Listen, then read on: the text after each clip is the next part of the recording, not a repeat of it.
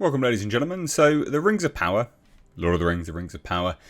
Recently, the recent episode 3, had a very bizarre turn of events. So, the Orcs, evil incarnate, were humanized.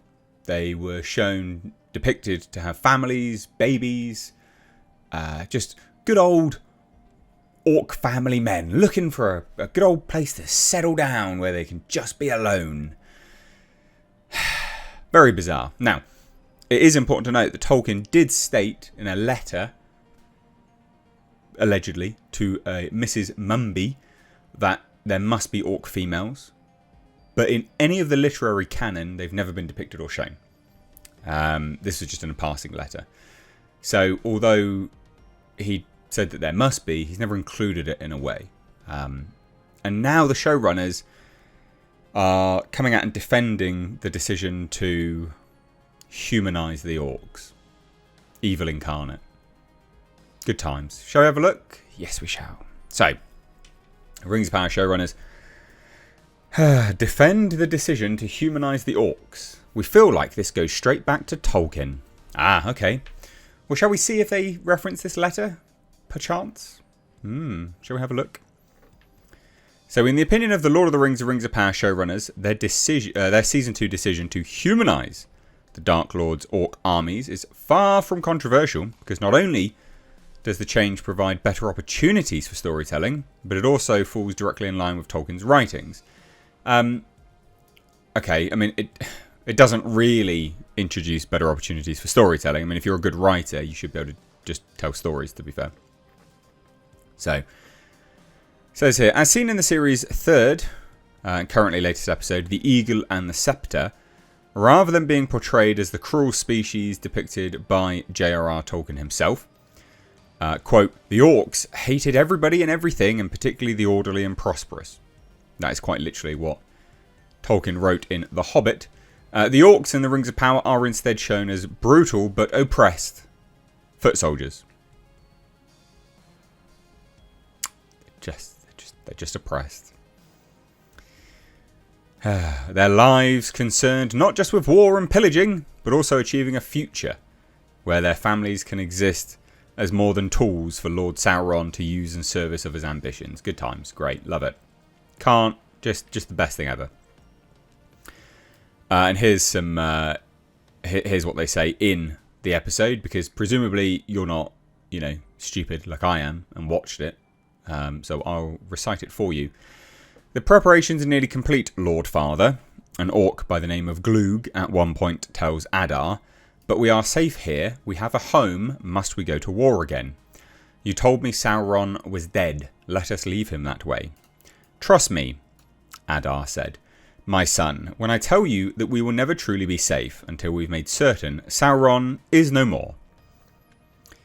So many fans were obviously taken aback by this just fucking weird decision, obviously.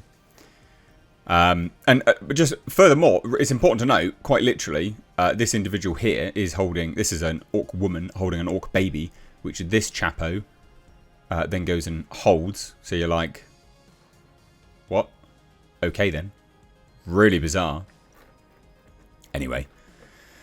So they were then asked about their reasoning. Reasoning for this in an August 30th interview with Deadline's Mike Fleming. So Payne asserted, quote, from the beginning of this season, we talked about the idea of having with an arc, and we feel like this goes straight back to Tolkien. You read the books and you get those blips of moments where orcs are kind of on their own and they're saying, hey, what if one day there could be a place just for us? We could have our own little land, our own little cottage by the sea, so to speak. That's right, orcs just want a cottage by the sea. They want to go cottaging. What is this? Where they have dreams, they have aspirations. They don't want to just be mindless killing machines. I mean, they are literally mindless killing machines, basically. We try to take that a step further and continue to individuate them and dramatise what their desires and ambitions might be And we were also always fascinated by the idea that the orcs are fallen elves. Tolkien has this idea that evil can't create anything, it can only corrupt. That the elves, these amazing, beautiful creatures, could be corrupted into the orcs was fascinating to us. And so the idea of Adar as the missing link between the two to get his story as who he was as an elf and how and why he was turned, and then to see where that could lead him in terms of being the father of an entire race, that felt really compelling to us. We get some of those answers filled in for us this season, and then get to see how, again, those benevolent desires can ultimately lead to tragic ends. I mean, this is utter drivel. And then the other showrunner chimed in and says, I would just add that even when we were writing movies, I think JD and I, we spend an enormous amount of time and put an enormous amount of thought into our villains. I mean, you clearly don't. You clearly don't. Oh my God, they're going to compare. They're comparing themselves to Alfred Hitchcock. Just going back to Alfred Hitchcock, this line that I love that he said in some interview where he talked about the movies he was most proud of, it was always because he had the most compelling villains, and he pointed to Claude Rains in Notorious as this Nazi hiding in South America. He's absolutely evil, but you understand what's motivating him, which makes him not less scary, but more scary sometimes. Villains are motivated by things that in their own heads make them think they're the hero of their story, and that can make for really compelling drama. And so the orcs, who have dimension, who have things they care about, benefits all the stories in our own mind. Now, they're not actually strictly wrong with this, but they've executed it in the most bizarre way. So there is nothing scarier than a villain that has conviction, that truly believes what they're doing is good. Okay? So the villain Chiwetel Ejiofor in Serenity, I think the movie is, where he's just this crazed psycho with a blade, but he's not even a crazed psycho. He's a very calm, cool, collected individual that's just going hacking around people, right? Because he's ordered to, and he believes it's the right thing to do. He's on like a holy mission almost. These individuals that do evil things, but firmly believe what they're doing is right, that's compelling. Making the orcs just want a little house by the sea is not compelling. That's bringing them down to our level. That's nonsense. If you made the orcs, right?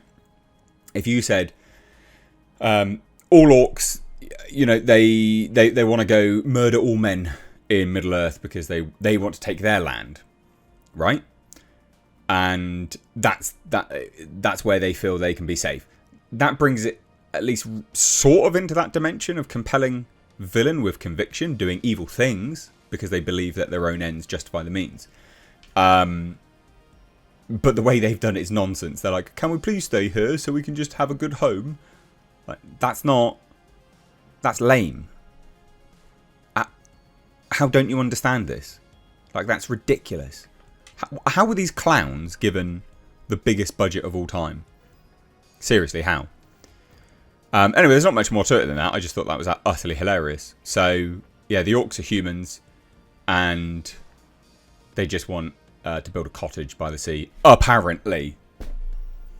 And the Rings of Power guys compare themselves to Alfred Hitchcock. What the fuck? Let me know what you think down below. Cheers. Take care. Bye-bye now.